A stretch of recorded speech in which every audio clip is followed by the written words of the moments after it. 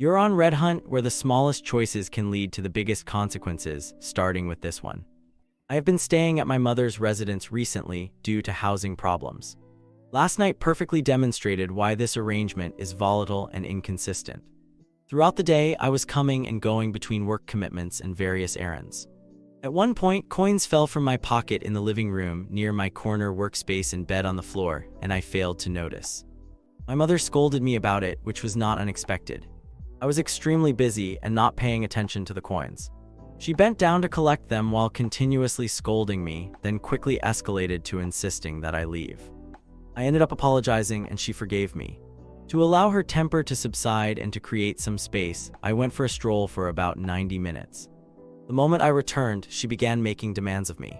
She wanted assistance lifting a box in the spare bedroom and moving it about a foot from where it was. These boxes had remained there for a year and a half without issue. I found her request odd, so I asked her directly, "What would you do if I wasn't here?" She replied that she would wait until I got back. I then asked, "What would you do if you kicked me out?" She said she would do nothing. I responded, "So why does it need to be moved now?" After a brief pause, she stared at me, then called me a son of a bitch and screamed at me to get out, demanding that I do so quickly. She insisted that I move faster, and when I kept a steady pace while packing my belongings, she insulted me in various ways. I do not even remember everything she said, as I am used to it at this point. It has become routine. She also warned me that anything I did not take in the next couple of minutes, she would throw out. This is not unusual. She does this about 3 to 4 times a year, usually after being told no to some random request. Is this normal behavior? While I appreciate the accommodation when she allows me to stay, she has perpetual demands for my time when I am there, often with minimal notice. There have been weeks where I have accomplished nothing except caring for her needs. This includes getting her groceries, managing her medication, delivering her mail, writing letters to organizations she is disputing with, driving her around wherever she wants to go, maintaining the household, organizing her belongings, and handling her laundry. I am thankful for the shelter when it is available, and I try to make myself useful. However, I am typically given little advance warning and must disrupt my plans.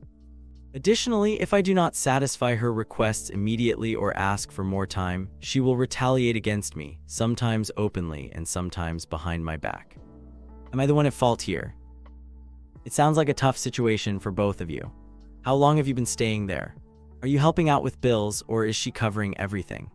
I mean, having a clear timeline and letting her know when you're coming and going can really ease some of that tension.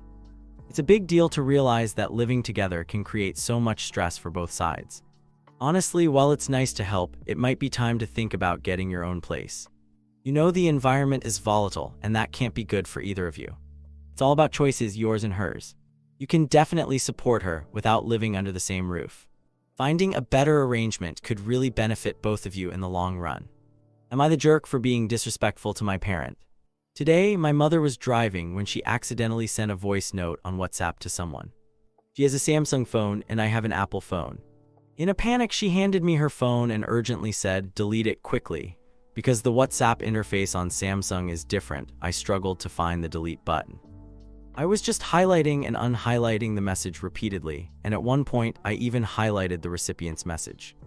I was genuinely confused and panicking, which I understand can be frustrating for her.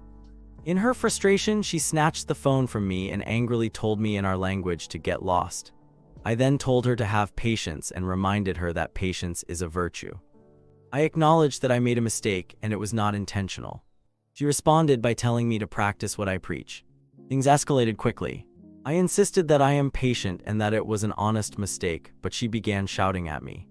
She claimed that my common sense was lacking and then brought up an incident from about 3 weeks ago. My sister had accidentally poked her eye while we were out, and although my sister tried to apologize, my mother told her to get away. I had defended my sister by saying she didn't mean to, which made my mother very angry. My mother then accused me of always needing to involve myself and told me to mind my own business. I was confused about how that related to the current situation. She shouted for a few minutes, and while typing this out, it doesn't seem as serious, but the way she spoke to me turned it into a major argument. I mentioned that she had mental issues and asked her to clarify what that had to do with our conversation, but she did not provide a clear answer.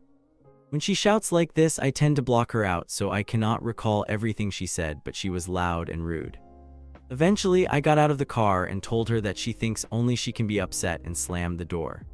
She responded with "How dare you," and followed me, telling me to be quiet. I continued to say no, which made her even angrier. Now I feel that she may not speak to me unless I apologize. Am I in the wrong here? I really do not want to apologize, but she usually does not communicate with me unless I seek her forgiveness. Honestly, it sounds like your mom totally overreacted. I mean, you were just trying to help, right? And it's not your fault that the delete button was hard to find. It's wild that she brought up something from weeks ago when you were just trying to deal with the moment. You didn't do anything wrong, so seriously, there's no need to apologize. It's okay to stand your ground when someone's yelling. If she wants to stay mad, that's on her, not you. Just focus on your own peace for now. Eventually, she'll come around when she realizes that yelling isn't getting her anywhere. Until then, enjoy the quiet and don't feel guilty about it. Aitao for suggesting a celebration of life for my mother-in-law knowing no one would attend. I am a 40-year-old female and my husband, Jackson, is a 40-year-old male. We have been together for 25 years and married for 18. We have 3 children and 1 additional person who is like family. Jackson's older brother Henry is single, has no children, and lives on the West Coast. Their mother Ashley has always been difficult. She has burned many bridges in her life. Last year, Jackson and his aunt Alma worked hard to get Ashley into a local nursing home after she began showing signs of memory loss. She had moved back to our hometown and it was clear that she needed help. They successfully got her settled in a safe environment. However, when Henry learned of this, he had a significant outburst. He flew in, removed her from the nursing home without even visiting her, and took her to the West Coast. He did not consider her long-term care needs. About 6 months later, the person she was living with asked her to leave. Henry's solution was to send her to us without any warning, supplies, or appropriate clothing. He simply stated that he was sending her to us and would come to deal with her when he could. It has been over 1.5 years and he has yet to visit. Seeing this, Jackson obtained power of attorney over Ashley to prevent Henry from doing this again. We helped to set her up here with care and stability. Unfortunately, Henry has not contributed in any way.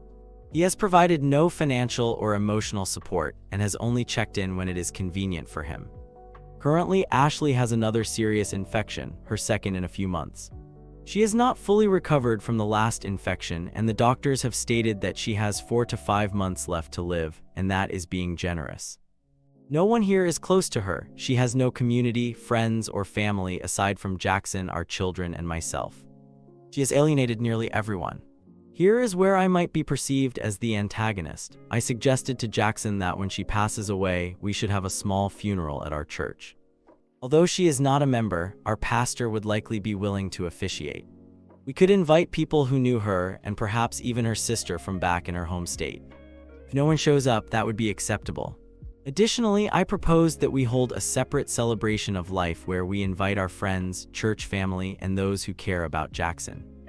This would show him that he is not alone and that he is supported, even if his mother will not be missed. I believe Henry would be upset about this, as he tends to react negatively to everything. I question whether it is wrong to organize something like this for someone who is so toxic. However, I am not doing it for her, I am doing it for him. So Reddit, am I the antagonist for wanting to throw a celebration of life for someone who will not be mourned, simply to support my husband? Shaking my head, you're definitely not in the wrong for wanting to support your husband after his loss. I mean, funerals are really for the living, and it's great that you're looking out for him. Just make sure all the people know that the celebration of life is for Jackson, not his mom. If they don't get that, they might not show up again. Honestly, who cares if Henry throws a fit? His tantrums shouldn't dictate what you do. It makes sense to have one event instead of 2, though. Anyone who wants to celebrate your husband's life should be at the church funeral. So just focus on honoring him and being there for your family. Your husband needs your support right now, and that's what matters most. Am I the jerk for not caring that my ex is a deadbeat to their other kid but not mine and still letting them be in their life? I am a 24-year-old female and I have an 8-year-old son with my ex-partner, who is 25 years old. We broke up shortly after our son was born when I was 16, and we have been co-parenting ever since. Living in the same neighborhood made it easier for us to manage this arrangement. After we became adults and moved out, we continued to co-parent effectively without any issues. We can both attend our son's events and even throw a party together. We are not friends and do not discuss our personal lives, but there have not been any conflicts between us. I'm also married and have another child, while he is not married. In November, I received a direct message from a woman who informed me that she and my ex had a baby together, and he does not claim or take care of the child.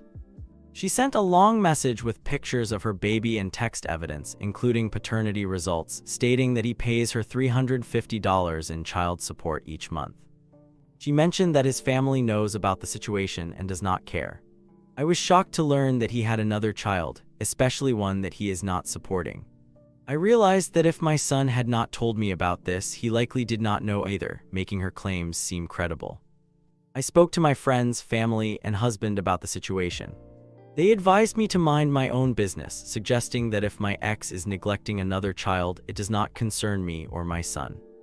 However, a friend who is a single mother expressed that a man who chooses which children to support is not a true father and labeled him a deadbeat.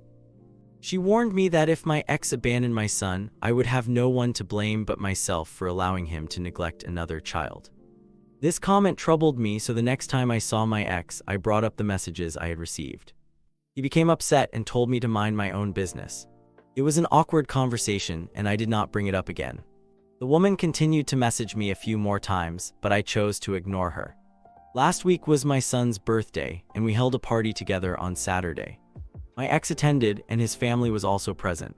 We took family pictures that included everyone, and I posted some of these on my Instagram story. The next day, I woke up to an influx of notifications on Instagram. Many people were leaving negative comments on my pictures. I later discovered that the woman who claimed my ex was neglecting her child had posted a TikTok video stating that he did not attend her child's first birthday party, but was able to care for my son. In her video, she included a screenshot of my party post that displayed my Instagram handle, which led many people to find me. Her video received thousands of views and 500 comments before she deleted it after I sent it to my ex in a panic. The comments mostly consisted of insults directed at me, suggesting that if I were a good mother, I would not allow my ex to be around my son since he is neglecting another child. I have since made my account private, but I am still sifting through the comments, deleting the hateful messages. Many of these comments, primarily from women, accuse me of being a terrible mother for permitting a deadbeat to be around my son and imply that I should feel special that he only takes care of my child and not hers. Am I the antagonist in this situation? Low-key, though, honestly, it's wild that this other woman thinks you have some kind of power move over your ex's actions. I mean, you can't just cut him off from his kid, right? Trying to do that wouldn't help anyone. It would only mess with your own child's feelings, so honestly, it's best to stay out of that mess. This lady is coming at you in a really aggressive way, and that's just not okay. You've got to protect yourself from her. She's definitely not your friend. If you engage, she'll just keep coming back for more. You need to put up a strong wall and not entertain her nonsense. It's really not your responsibility to fix her mess. Just keep your focus on your son and let her deal with her own issues. Am I the jerk for telling my best friend it's unfair that my partner isn't invited on their birthday holiday?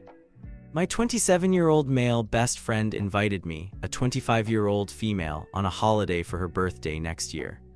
The group includes my best friend, her girlfriend, and several other close friends.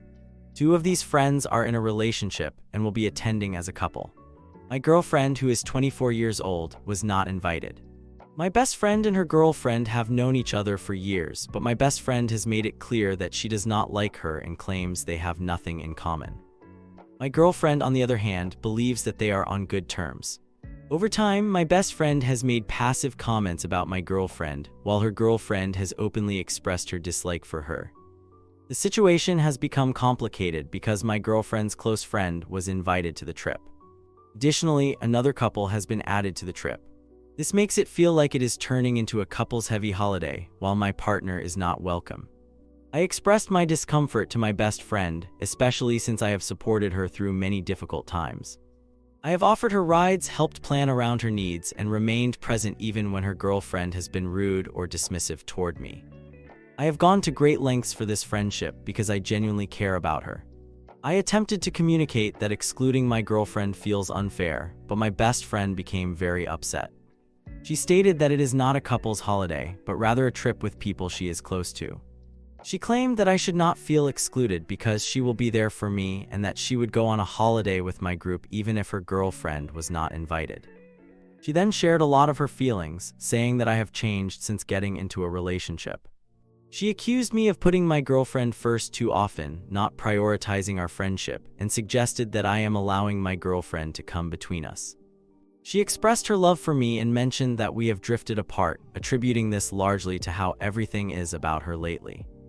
I understand her perspective, but from my point of view, it is difficult to go on a trip where my girlfriend is explicitly excluded while other partners are being included. I am not asking for them to become best friends just for a civil relationship. My girlfriend has never caused drama or spoken negatively about my best friend, so it is challenging to see her treated as a problem when she has been respectful. Now my best friend is telling me that if I do not want to attend without my girlfriend, I should simply not come. I want to be there for her birthday, but I also do not want to undermine my partner or pretend that this situation is not hurtful. Am I the antagonist in this situation? You didn't do the right thing, no question about it. It's wild how you let your best friend disrespect your girlfriend while you keep bending over backward for her.